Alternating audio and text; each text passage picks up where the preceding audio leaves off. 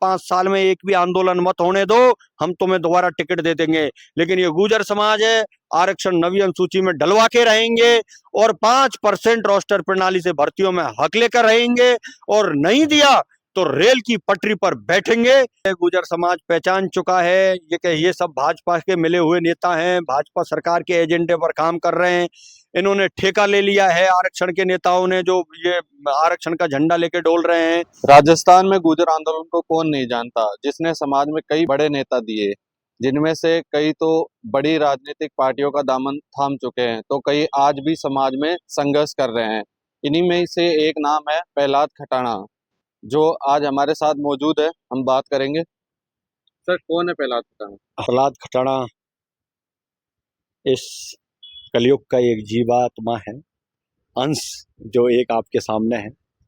और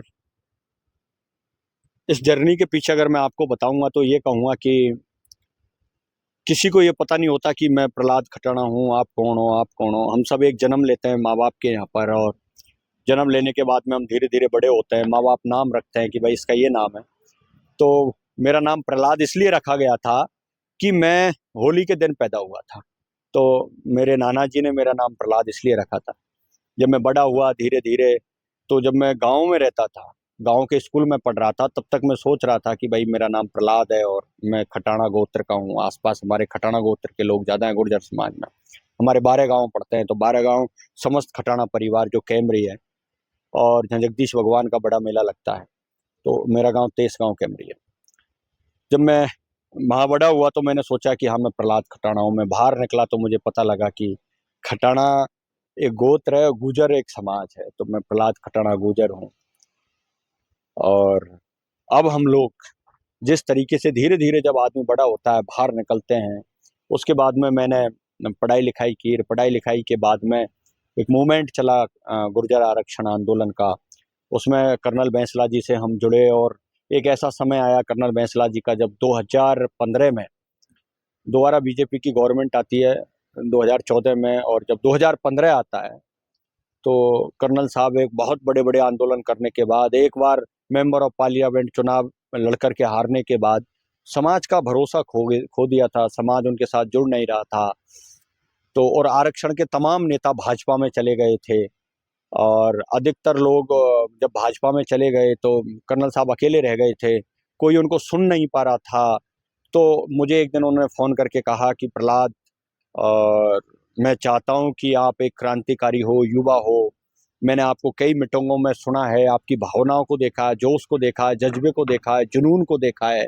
तो मैं चाहता हूं कि आप आकर के, और ये आरक्षण युवाओं के लिए है, पढ़े लिखे समाज के पढ़े लिखे युवा वर्ग के लिए है, जिससे वो सरकारी नौकरियों में मिलेगा। तो मैं चाहता हूं कि आप आइए, मैं आपका आशीर्वाद दूंगा, सहयोग करूंगा, और आप इस लड़ाई को लड़ें। मैं गया और मैंने इस लड़ाई को गांव-गांव जा करके, मेरे तमाम काम धंधे बंद करने के बाद मैं कर्नल साहब के साथ इस मिशन में जुड़ गया, और आज इस लड़ाई को बदस्तर हम लड़ रहे हैं। उतार चढ़ाव आते हैं, नेता आए चले गए, अलग अलग चीज़ों में जुड़ गए नेता। अब देखते हैं आगे की क्या वो चल रही है। सर, कई बड़ी पंचायतें हो रही है, और कहीं ना कहीं देखा जा रहा है, कहीं ना कहीं आपको लगता है कि फिर वो कर्नल साहब वाला आंदोलन देखा जाएगा मैं राजस्थान? आपकी बात से सहमत हूँ। आरक्षण को लेकर के मैंने गुर्जर आरक्षण को लेकर के बयाना में रैली की, हिंडौन में की, मासलपुर करौली में की, और अब एक बड़ी रैली होली से पहले करने जा रहा हूँ। जिले लेवल पर रैलियां करूंगा, और इसका मकसद ये है कि इसका जो मूल मकसद है वो ये है कि हम बड़ी रैली करेंगे, और रैली कर करके सरकार से हमारी नवी अनुसूची में हमारे एमबीसी विधेयक को डाला जाए, ये हमारी मांग है। उसके साथ साथ जो 5% तमाम भर्तियों में रोस्टर प्रणाली से हमें सरकार दे, ये हमारी एक मांग है। इसके साथ साथ जैसे दौसा का एक शहीद परिवार है, शहीद उसके बेटे को नौकरी नहीं मिली, उनको नौकरी मिले। तमाम इन चीज़ों को लेकर के मैं अब एक बड़ी रैली करूंगा, और हो सकता है या तो सरकार हमारी बात मानेगी, और अगर सरकार ने बात नहीं मानी तो हो सकता है वही मई का महीना आने वाला है, और दोबारा से सरकार को रेल रोकने के लिए मजबूर भी होना पड़ सकता है समाज को, और सरकार इसकी जिम्मेदार होगी। सर, कहीं ना कहीं कई आपके समाज के बड़े नेता जो खुद राजनीतिक पार्टियों में चले गए हैं, कहीं ना इसमें समाज का कुछ फर्क पड़ेगा आंदोलन पे? हाँ, आरक्षण से बहुत सारे नेता निकले हैं, जैसा मैंने अभी आपसे कहा था। और गुर्जर आरक्षण से निकलने वाले तमाम नेता, ज्यादातर क्या मैं तो कहूंगा पूरे नेता भाजपा में चले गए। तो भाजपा की सरकार है, वैसे तो सरकार अभी षड्यंत्र रच रही है, उन्हीं भाजपा के नेताओं को समाज में भेजा जा रहा है और ये भी कह रहे हैं वो कि हम रेल की पटरी नहीं रोकेंगे, हम सरकार से ये करवाएंगे, टीम बनवा देंगे। लेकिन मुझे लगता नहीं है, और समाज उनको पहचान चुका है। समाज ने लड़के ही आज तक सब कुछ लिया है और समाज आगे भी लड़ेगा। आप भी अब विधानसभा में दिखेंगे? मैं विधानसभा का चुनाव एक तो लड़ चुका हूँ और आप सब लोगों का प्यार आशीर्वाद रहा, तो किसकी किस्मत में कल क्या लिखा है, भविष्य अभी गर्भ में है। विधानसभा में जाएंगे कि संसद में जाएंगे कि कभी कहीं नहीं जाएंगे, ये तो वो नीली छतरी वाला तय करेगा। जरूर संघर्ष करेंगे। विजय बैसला आपसे क्यों डरते हैं? अरे भाई दादा, वो क्या कहूँ उसके बारे में, डरते नहीं है। वो एक गरीब किसान के बेटे से, हो सकता है उनके मन में घृणा होगी, नफरत होगी कि ये तुच्छ घर में पैदा होने वाला आदमी और इतनी बड़ी लड़ाइयाँ लड़ रहा है। तो डरते नहीं है, नफरत हो सकती है, डर नहीं होता। अब आगे की रणनीति क्या रहेगी गुर्जर समाज की?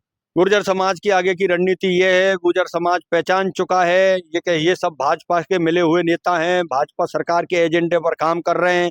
इन्होंने ठेका ले लिया है आरक्षण के नेताओं ने, जो ये आरक्षण का झंडा लेके डोल रहे हैं कि हम 5 साल तक कोई आंदोलन नहीं होने देंगे।